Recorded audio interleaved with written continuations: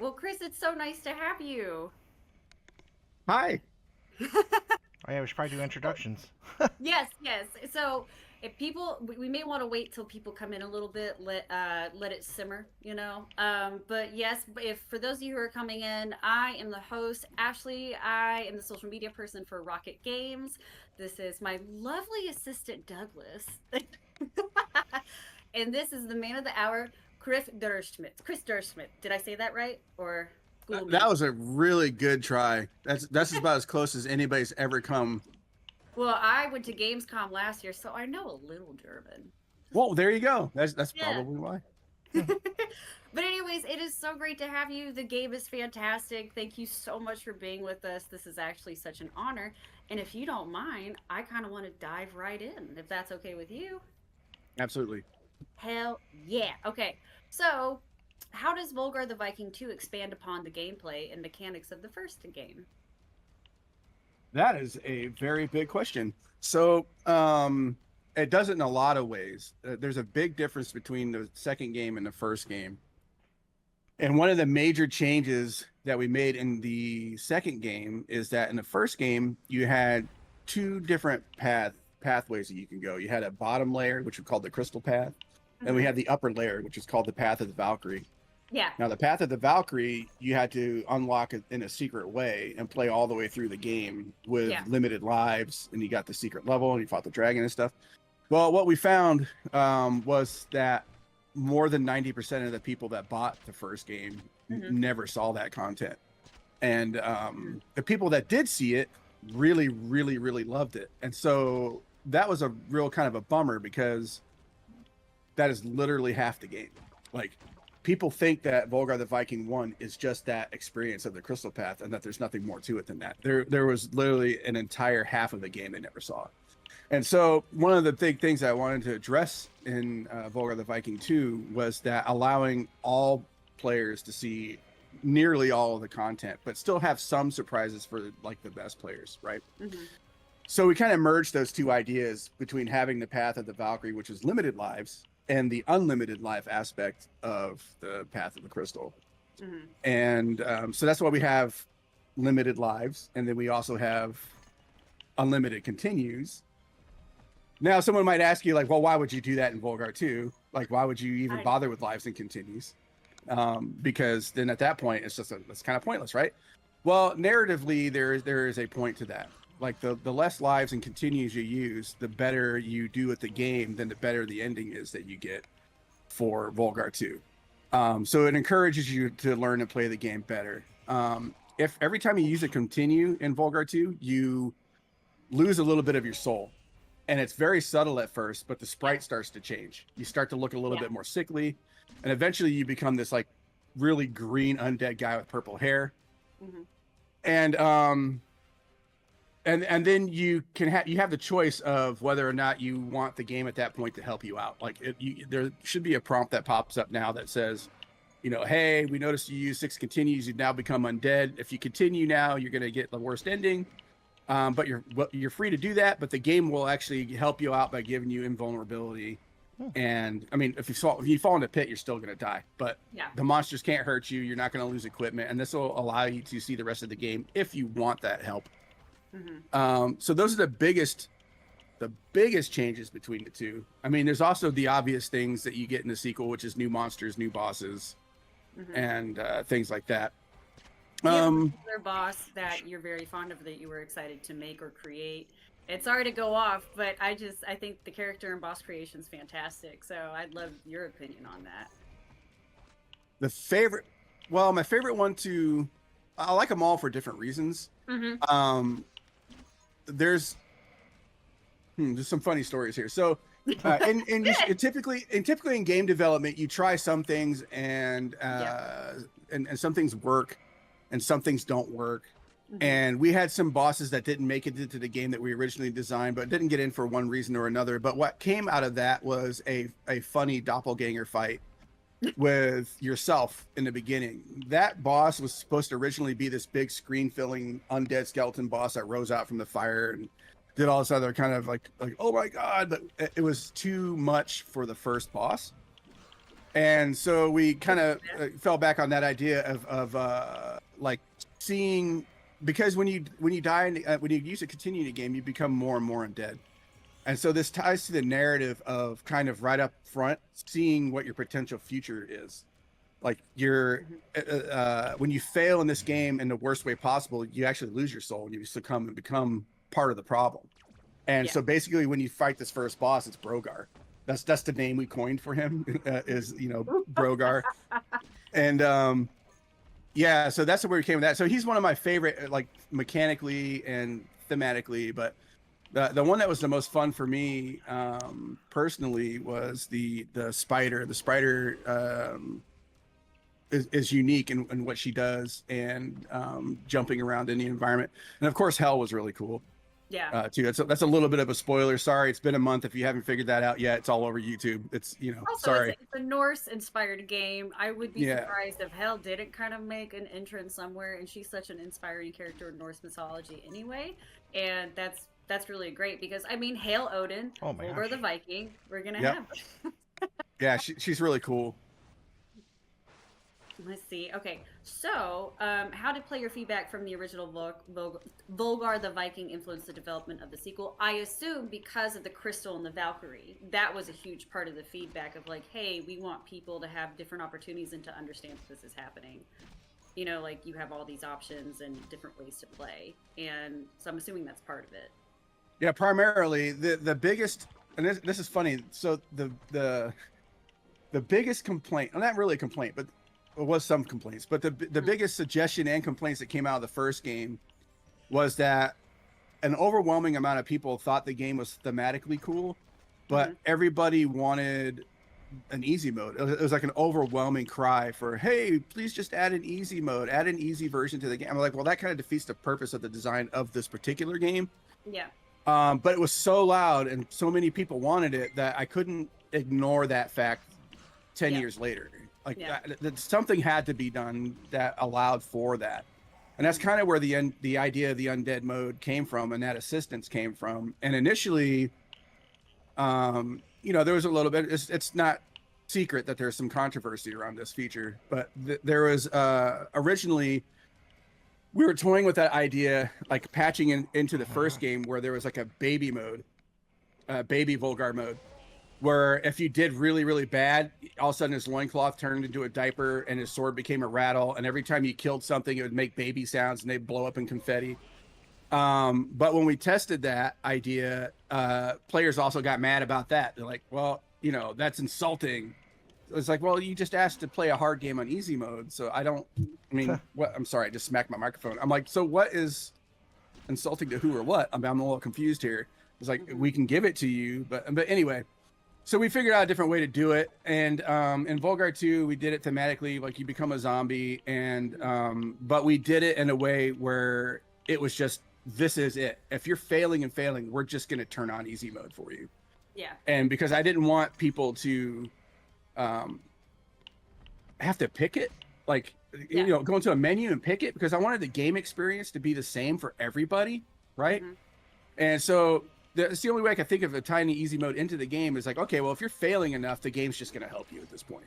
Yeah. And what I didn't anticipate was the hardcore players, when that happened, being like, oh, okay, oh, well, I don't want that. I'm just going to start over because I got a game over. Like, I'll just start over. They didn't want that. They were mad. So figured out a way to patch that in, make it an option for everybody. It's not forced upon anybody anymore. But yeah, that was the biggest thing between the largest feedback that we got between the first game and the second game was trying to incorporate a way to get more people into the game that ordinarily might not be. And yeah, I think Volgarr 2 does that in a pretty unique way that hasn't really been done. And I think that it's something that I want to expand upon somehow in the future with future products. I do find it to be a breath of fresh air. Like, it's so nostalgic and it's so comforting, and it's very, very hard way of playing.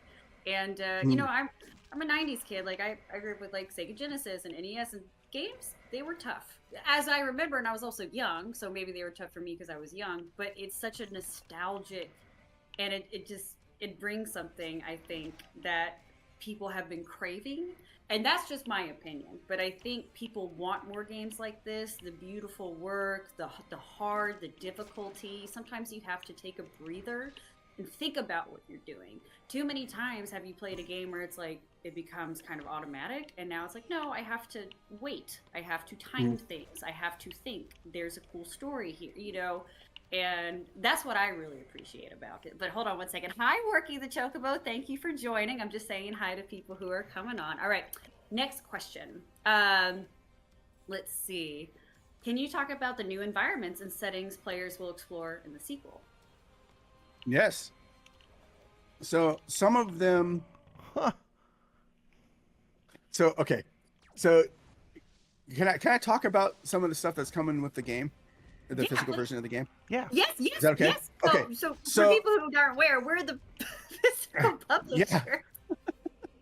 So yes, please, Yes. Kris. Publishing the physical version of the game. So with the physical version of the game, correct me if I'm mistaken here, Douglas.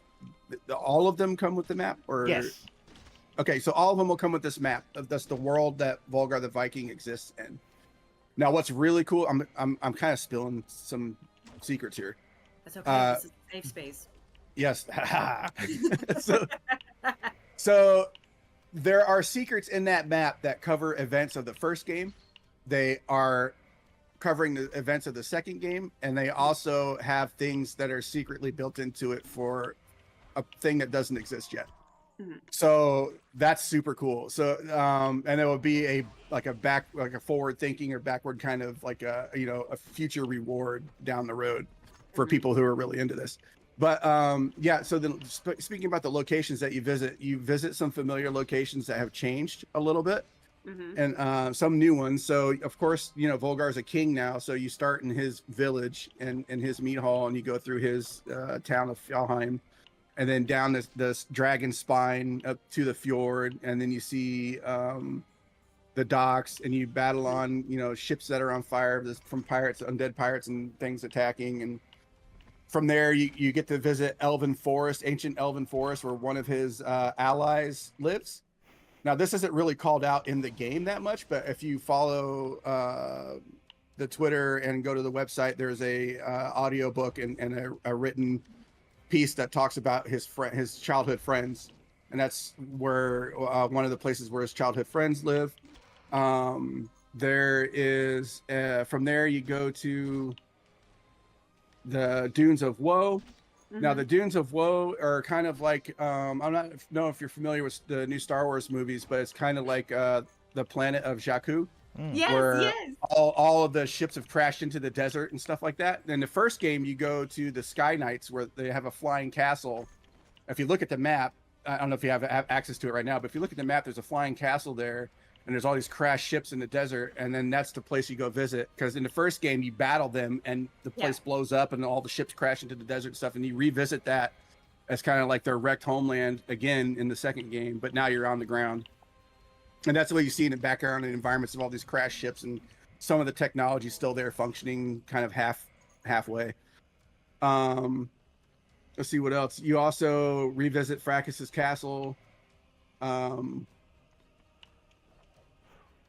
trying to remember all the different places. Of course, there's the secret world that you can go to.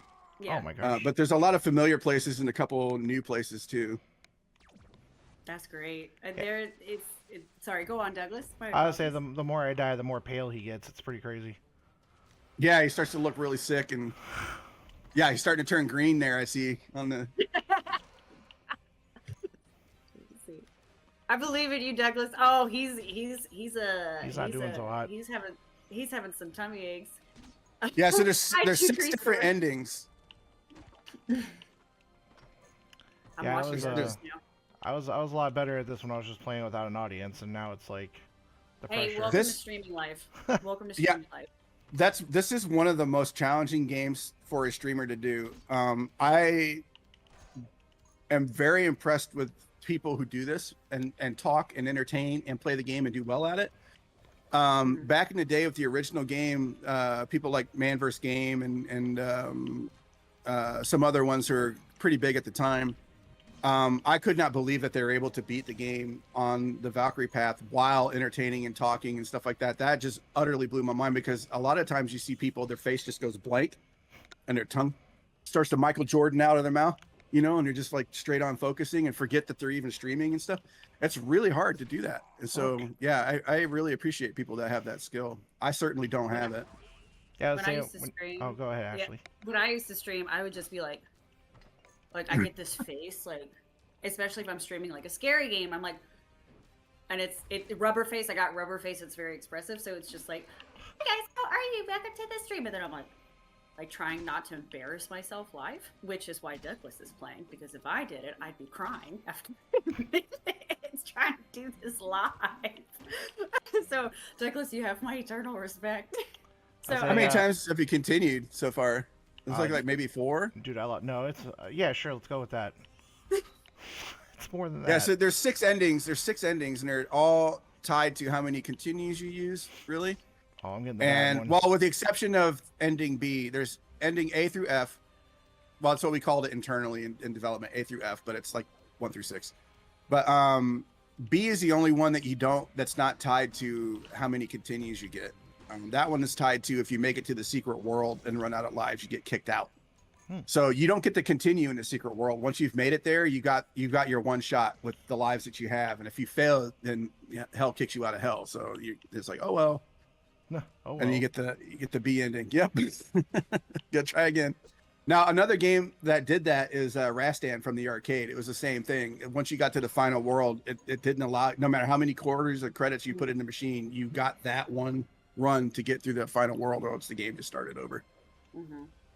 When you were close to finishing this game, were you able to play this like with your eyes closed almost? I know some devs can play their games and without even looking anymore. Yes, and that's actually kind of the point of this kind of a game. It's like once you've mastered the skills of getting through this game, if you are a talented person, you could probably write a script or something like that to go through it, or an AI could probably do it, you know. But yes, by the end of the project, I could get through it pretty easily. Not as easily as some of these speedrunners. Like, goodness gracious, there's some of these people are beating this game in like 15, 20 minutes. Well, the original game, the world record is like 15 minutes or just under 15 minutes. But this game, I think it's around 20 something. Oh my gosh, no. 20 something, 30 minutes, somewhere around in there. But it's really fast so far for only being out for a month. How large was the team that worked on this game? There's a handful of people. So there's myself, a designer, a producer, Nikita Malko, who's the contract audio, and 2, of course, an engineer and 2 part-time environment artists. Wow. Well, it's quite a big. It's a much bigger game than the first game. And we had a much bigger team too. Yeah. Like the first game was only done with 2 people and an audio contractor, so which worked on the project for about a month and a half. So it was primarily done with two folks. And that's kind of what I wanted to ask was like, there are different variations of this question. So like, how did you approach expanding the lore and mythology in the Volgarr universe? And I'm sure now expanding the team and the game and the size of all of that, you know, which I'm sure the story got bigger and you need more people, you know. Well, I do something interesting in the kind of games that I like to make. I like for the story to be told through your actions of the game that you're playing.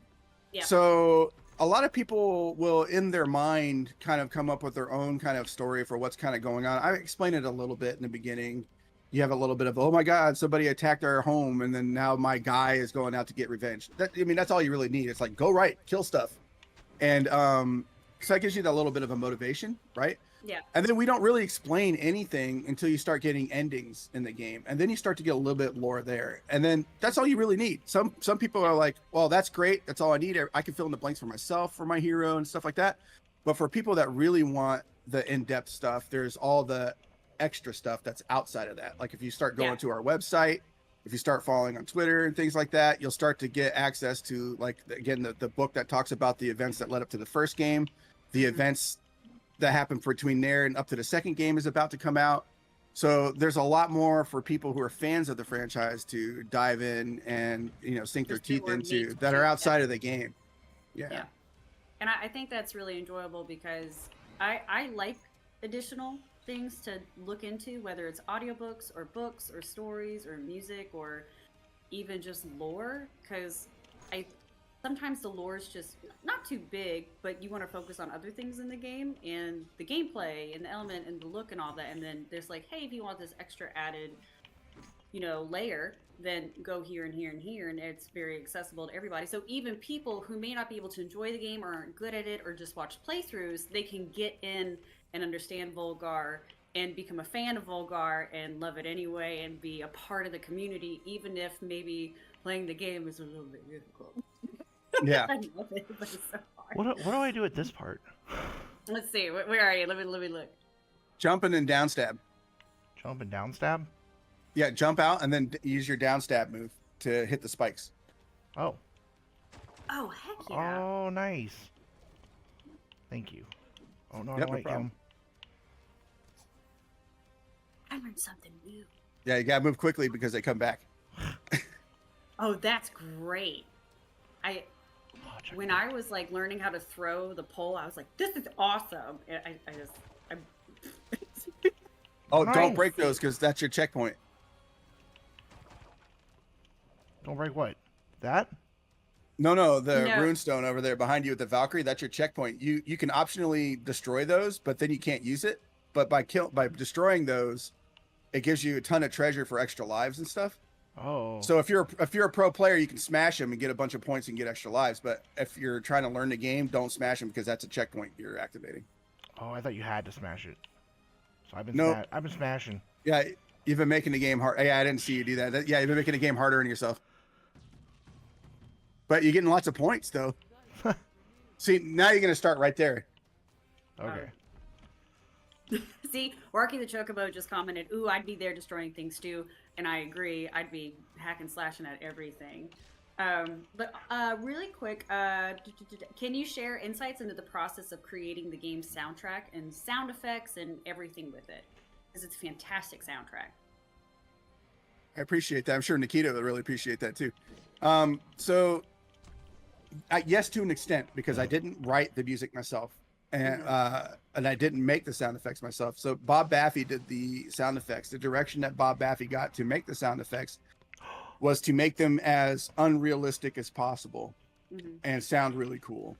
And so the kind of example that I gave, and Bob did amazing at this, was like, for instance, the Star Wars lightsaber sound. You go out and you whack a telephone pole wire and you get a really awesome sound to do that and have that be whatever. One of the things that I didn't want to have happen is that I didn't want the sword swings to sound like real sword swings. I didn't want the impact of the sword hitting things and stuff like that to sound realistic. I just wanted it to sound cool and have the sound effects just be unique and things that you would remember. So one of the goals was that even if you weren't playing Volgarr the Viking, if you heard somebody playing it, you know exactly what it was. That's smart. So there was that. And then the audio for the music was inspired by Basil Polidorus' work and the original 1981 Conan the Barbarian movie. Like the Anvil of Crom and the orgy scene and the final battle and stuff like that. So these like big over the top tracks specifically by that composer. And of course Nikita did that and he put his own little spin on it, which we thought was really, really awesome. And I'm assuming you're a Conan the Barbarian fan. Oh, huge. Yeah. I can see the big time. influence too. Oh yeah. And then we're on Discord right now, and I believe your Discord is Arnold Schwarzenegger. Oh yeah, it's the scene Yeah. where he's eating the chicken and he's talking. They're having a conversation about whose god is greater. Yes. That's that whole scene. Did you read the comics too? Oh yeah, I have all of them Oh, ever since wow. I was real little. Yeah. Yeah, my dad had a lot of the Conan the Barbarian comics. Yeah, all the variations he went through, the Sword of Conan, the Savage Sword of Conan, the black and white larger magazine things that they did for a while. I even played at the back of those magazines, they used to have this mail-in game that you could play called the War for Hyboria or something like that, where you would write in your turn and you'd send it off in the mail, and then these things would happen. They'd send it back and tell you what happened with your armies and stuff like that. Yeah, pretty cool stuff. I don't know if anybody's gonna remember that, but that was a pretty interesting thing, that play-by-mail game back in those days. Do you ever look at what you've done and what you've loved as a child, and you're like, well, dang, I did it? Because, I mean, it's obviously inspired by lore of mythology, and Conan's a big part of it. And just, do you ever have moments of like, oh, cool, I made this? Yeah, I have that every morning yeah. when I mean, making video games is a job like anything else, you know, like it has its ups and downs, it has more ups and downs, but I mean, I could be still guarding garbage cans in Afghanistan, but you know, so, you know, video games is better than that. But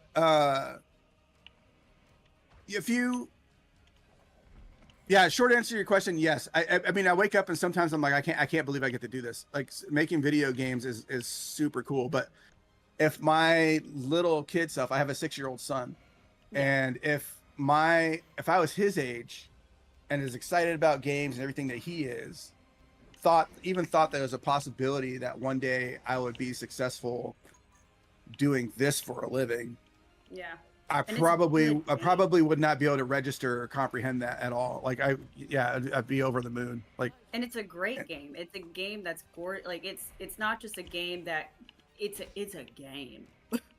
It's a games game. Fantastic. It's a games game. It's difficult. It's tough. People who need challenges, it's that kind of beacon to them, and I think that is so good because that's cool. I don't know. This is the kind of game that was made for like an arcade or a Blockbuster rental, because you had to keep you had to keep playing it. Like, I would love to see this into our local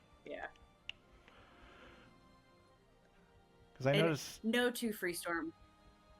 Oh, sorry, Douglas. Hold on. What were you saying? Does the fiscal release come with an apology? Oh, wait, Blake, so we have a question on Twitch. Does the fiscal release come with an apology to all the people Douglas harassed? I'm sorry. No, we don't. Wow. So, I guess that's a first. Sorry, go on. I was just answering that question. Oh, yeah, but I would love to see this in a local arcade, to be honest. I really would. I'd go play it. I have it on the... I can't show you because of where the camera's pointed in the room in here. Yeah. I'm sorry, I'm opening a beverage right now. Don't pay attention. I'm going to mute myself in case I burp. Sorry, 1 second. That's cool. I've been doing the same thing. I just do a little. So I have behind these arcade machines, there's another arcade machine that has the 2 Volgarr the Viking games on it. So one of the things that we did that's kind of a little bit of a secret on this game is that we included resolution options on the PC version. Obviously, you can't get this on the console. But on the PC version, there is 4:3 resolution options that you can play the game on an arcade monitor to the resolutions that allow an arcade monitor. So you can legit build this into an arcade machine if you so want. Wow. That's great. That's cool. I am not sure.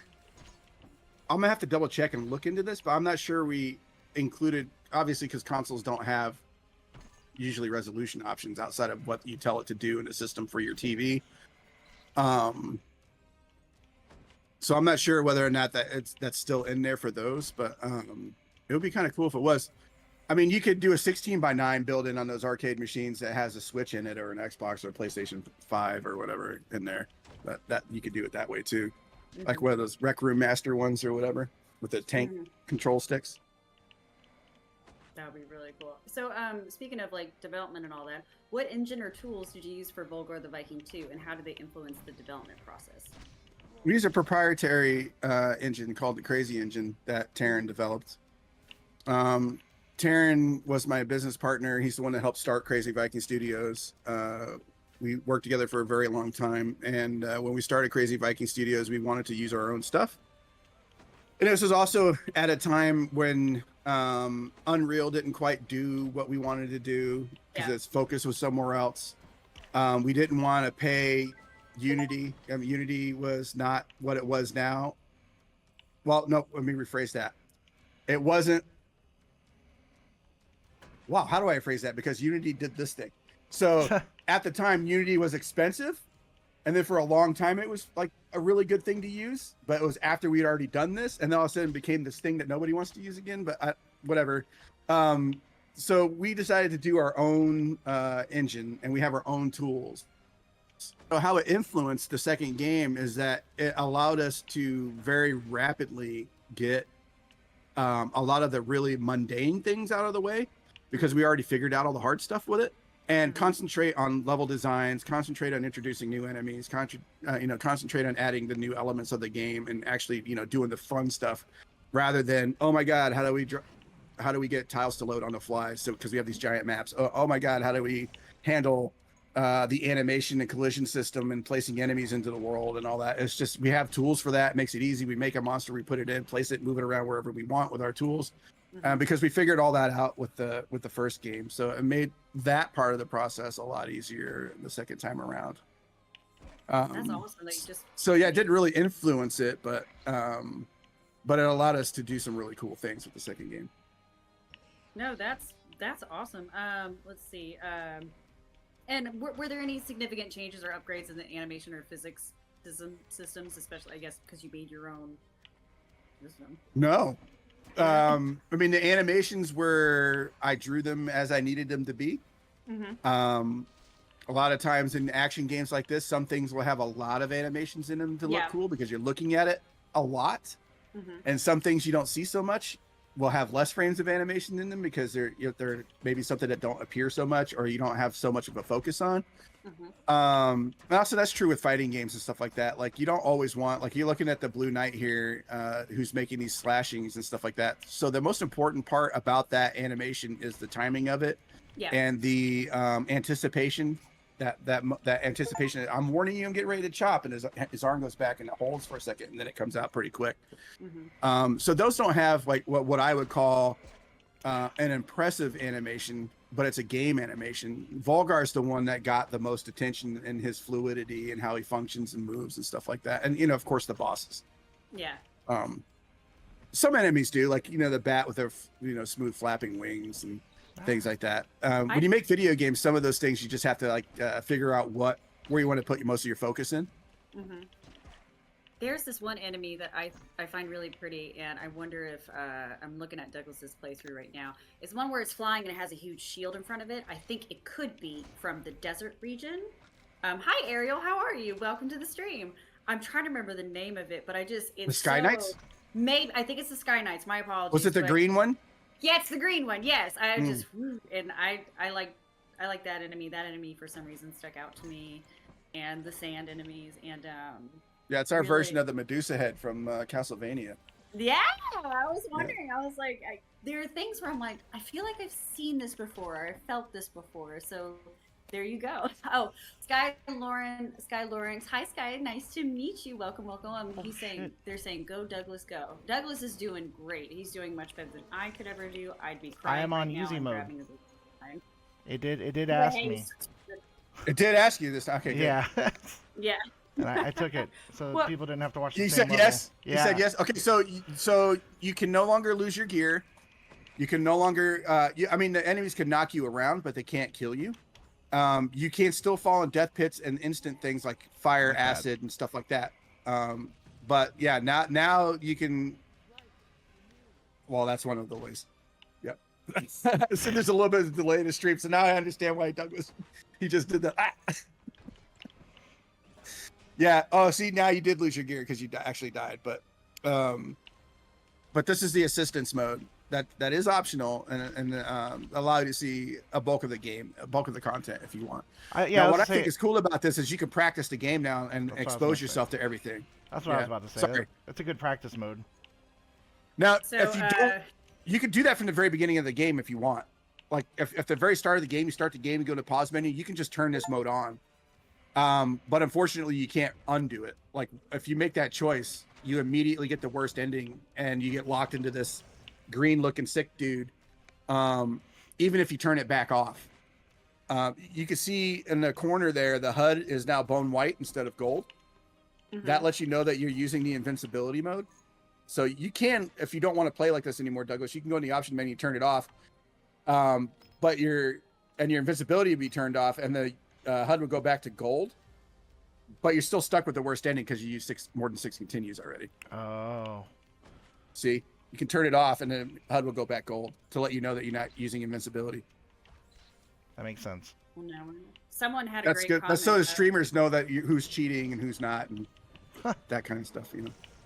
Someone had a great comment of the name for Volgarr in zombie mode is Zomgar. So there you go. There you go. Zomgar. Good. And then we actually had a great question from Hammer Scissors, and he was Castlevania an influence on the art and game language?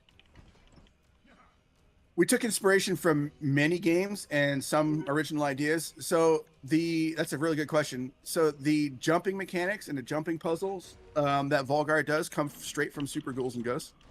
It's a very unique thing. That allowed us to do jumping puzzles. Like, do you jump up and right, or jump up and left, or jump up twice, or jump out and back? There's a thing called a triangle jump, and a lot of people get confused by this. Like when Volgar's up against a wall like this, you can actually jump away and then use a second jump to come back and land on the top. A lot of people keep trying to just jump, or jump away, throw a spear, and then kind of figure this out, but they can just jump away and jump up. And then that's called a triangle jump. And they can do that in this game with this kind of a jump mechanic. With Castlevania, yeah, there are inspirations from some of the enemies that we were just talking about, the Medusa head, the Sky Knight that does that. But like the way that Volgarr attacks is very much like Simon Belmont. There is a whip delay, a sword delay. So when you attack, it's very deliberate. When you hit the button, there's a bit of a little bit of a wait, and then it snaps out, just like Simon's whip from Castlevania. Oh, wow. Of course, the looks of the game are from what I love the most. My favorite kind of art is the Capcom art from the CPS1, CPS2, and CPS3 era of arcade machines. That's very nerdy speak for various Capcom arcade boards from the late 80s through the mid 90s. For people that are not familiar with them, CPS1 games would have been like Magic Sword. No, maybe it's CPS2. I don't remember. Maybe it's one, but Magic Sword, Black Tiger, things of that nature, which also was Jam, I think. But anyway, that era of Magic Sword, Rastan, which is Taito, the Dungeons and Dragons game by Capcom, the Knights of the Round, and things like that. But there's a lot of elements for this particular game that the look of it was pulled from, like the color theory and things like that was from Magic Sword. Yeah.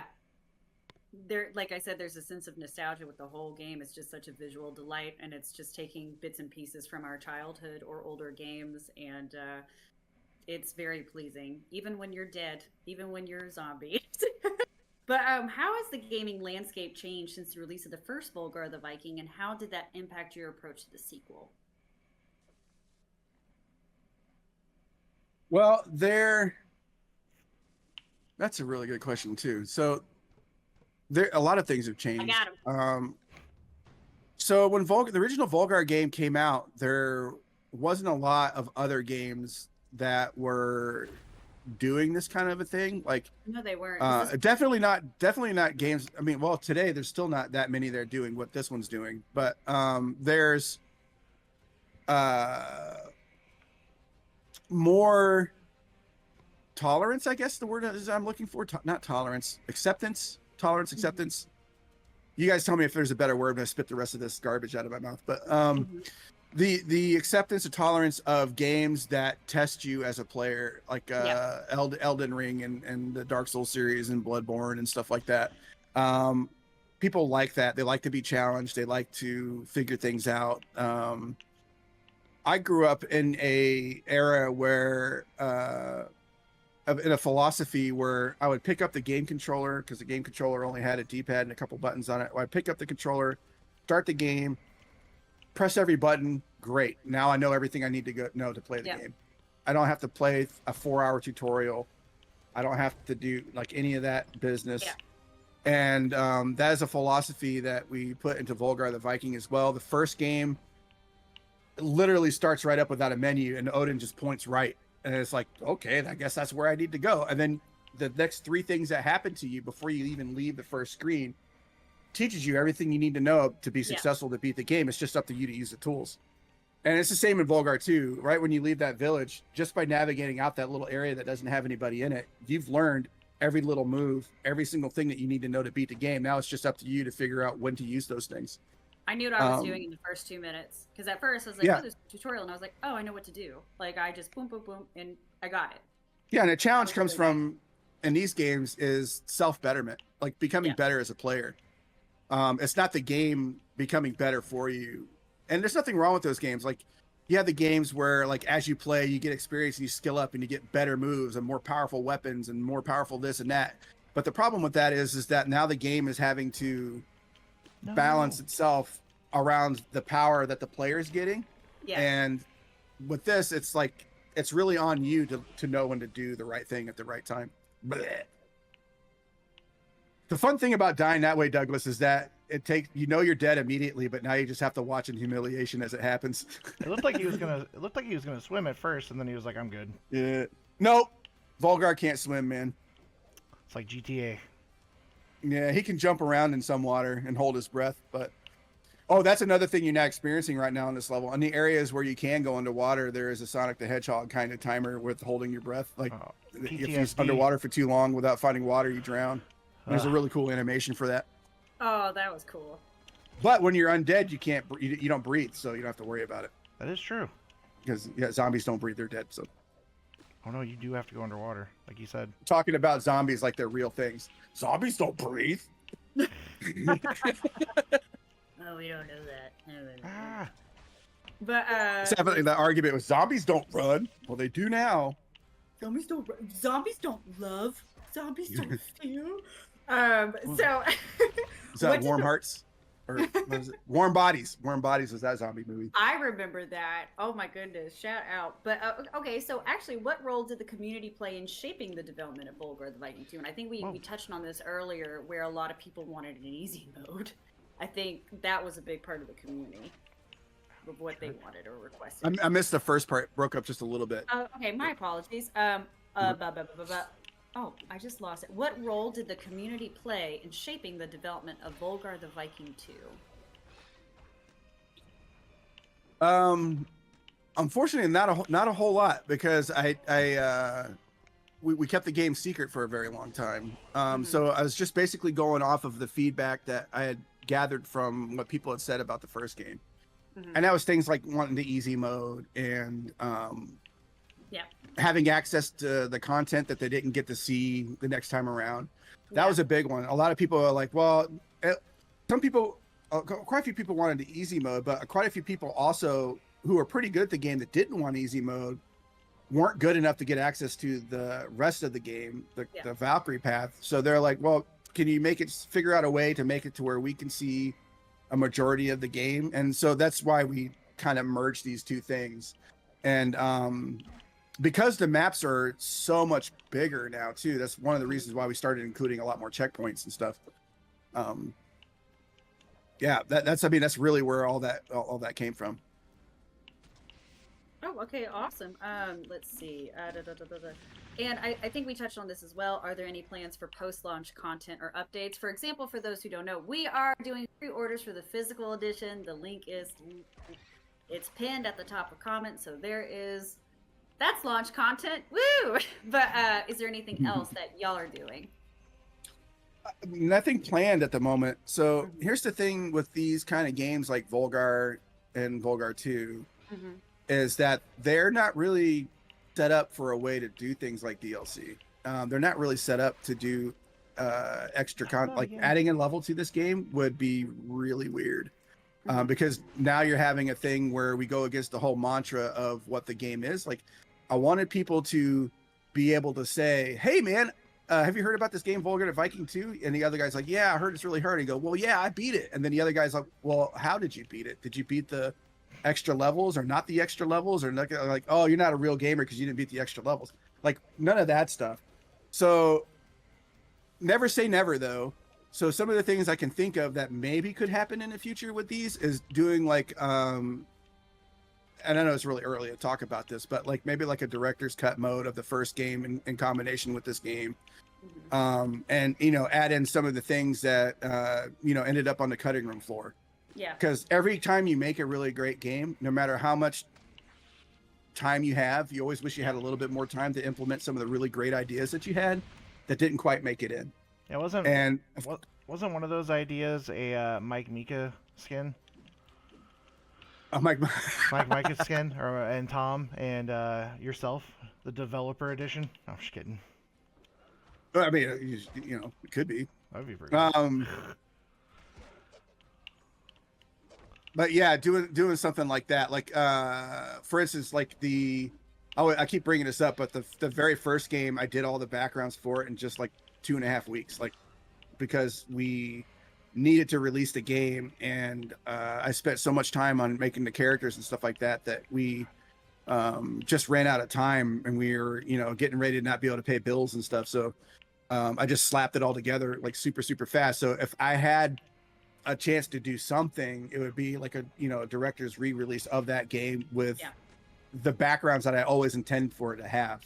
Mm-hmm. And in this game, I mean, it's no secret in development that sometimes that things don't make it into the game. And with this one, we had another level, an entirely other level that we had planned for this game, a whole world that we couldn't get to.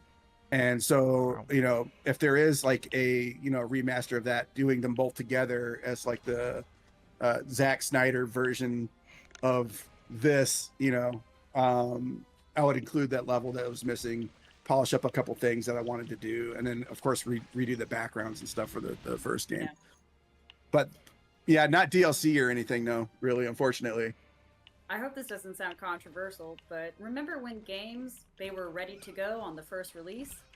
So Volgarr has kind of called back to that. No bugs, you know what I mean? That's a huge personal pet peeve of mine. Mm-hmm. When I, as a developer, when I personally develop games, now granted we are patching Volgarr here and to make some changes. Well, it's based on player feedback, which is great because you could do that.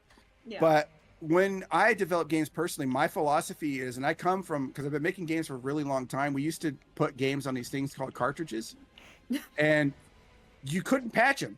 Like, you got one shot. That's it. And I still believe in that. Like, I still believe in that your game should be as bug-free as possible, everything that you wanted to do in it, and that's the only shot you got. And that's usually why our games come out pretty highly polished. Yeah. Like you won't usually feel like fall through the world or have game-breaking bugs and stuff like that. Yeah. Which is sadly really rare now, because everybody's like, rush it out, patch it later, or finish the game later. 6 months from now is the game that you get that you should have got out of the box. Or, nowadays you go buy a game and you put it into whatever your favorite console is, and then you're like, oh, I got a 75 gigabyte download I got to do now, and I just put the disc in. Like, why? So we try to avoid that stuff. Yeah. Like, I started it. I knew what was happening. There were no problems. I was off. And it's so sad that I have to say it's a refreshing experience. But it's true. And it's nice to know that there are developers out there who are like, we're going to get this on the first try. Because like you said, back when I was younger, and I think all of us were younger, and I'm talking to the youth out there, we had cartridges. We had CD. Like, you didn't go in and go, oh, let's update it. It was one and done. And I think that's great. And then let's see. What do you hope players take away from Volgarr the Viking II? Self-pride. Betterment. Like, the whole point of Volgarr the Viking 2 is not just to make people angry. I mean, I'm glad if you feel angry because you feel something, but the whole point of Volgarr 2 is, one, it's a video game. You're supposed to have fun. Yeah, it's hard, and sometimes you might get frustrated, but that builds character. It teaches you things in life that are really good for you, like perseverance and feeling like a self-accomplishment and achieving something, which is also fairly rare these days too. You got a lot of games out there that go, achievement unlocked, you press the jump button. Oh, I love now that. jump 10 more times in this tutorial, like, And so this game really will challenge you, and it will make you better as a person that plays video games. Not just video games, but just maybe hand-eye coordination in general, your willpower, your self-worth, patience, fortitude, all great traits to have in not just video games but life. And that's what I hope people take away from Volgarr, is that they have a bit of fun, but they also get some self-improvement out of it as well. I think it's also good that more players get to experience that, and just having the time to take a breath and chill and map it out, like time it. But I really agree. But we're about, I was thinking this would be about an hour, so we're about 10 minutes. So I thought I'd ask some fun questions. What is your particular favorite level of the game? Like, what are your favorite things? I know, it's a good question. Sorry, also, this is my chair. I'm like, it's like an old chair, so if you hear anything, it's the chair. It's the chair. It's your bones. The chair. Those leather chair weird sounds. Dude, this thing is probably older than me. Like, I'm like, well, there you go. My favorite level. Wow.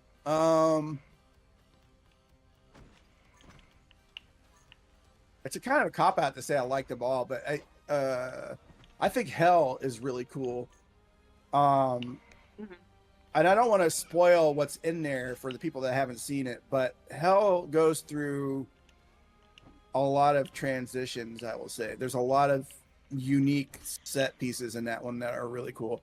Of course, this level's really pretty. It's got a lot of animated tiles and stuff in it. By the way, kids, and not kids, looking at the stream there, when you see these animations that are in the environment like that, that is literally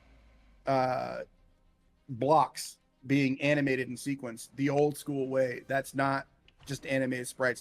Those are tiles being loaded over and over and over again in the background, because the environments are made out of these big square pieces, like they used to be. They do look amazing. So all that, those little bubbles there, the waves and the line, all that stuff is tiled animation.